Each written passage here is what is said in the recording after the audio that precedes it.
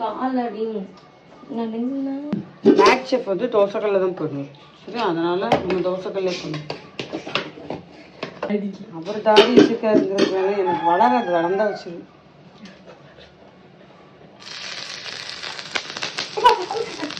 இதுதான் வாய் ரொம்ப பேசக்கூடாது. கருவேப்பிலை, கொஞ்சமாக இஞ்சி பூண்டு பேஸ்ட்டு, கருவேப்பிலை மீனாட்சி தான் பேஸ்ட்டு. மீனும் நீ சொன்னதை நான் சொல்லிட்டேன். இது வந்து வெங்காயம். இது உனக்கு தான் லஞ்சுக்கு. கார முட்டையும் ரசம், தக்காளி ரசம். எப்படி இருந்துச்சுன்னு சாயங்காலம் வந்து எனக்கு சொல்லுங்க.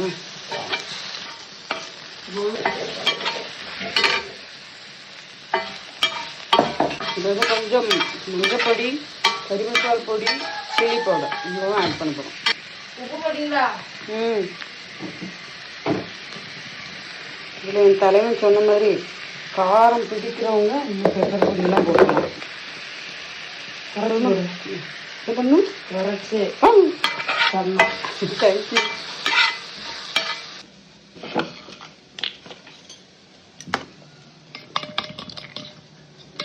உப்பு போட்டியா?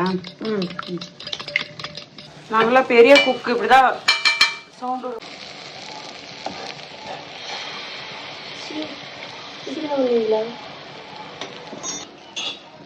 இப்போ திருப்பி போட்டுட்டேன். ஏன் வீடியோ எடுக்கலன்னா திருப்பி போடும்போது நான் கொஞ்சம் படாத பாடுபட்டேன்.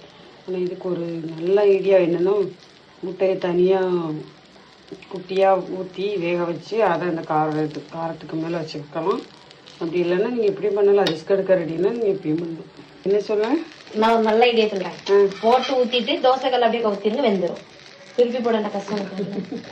நீ எத்தனை கிளாஸ் படிக்கிற? 12th. சரி, எப்படி அறிவு? எனக்கு ரொம்ப பெருமையாக இருக்குது ஃப்ரெண்ட்ஸ்.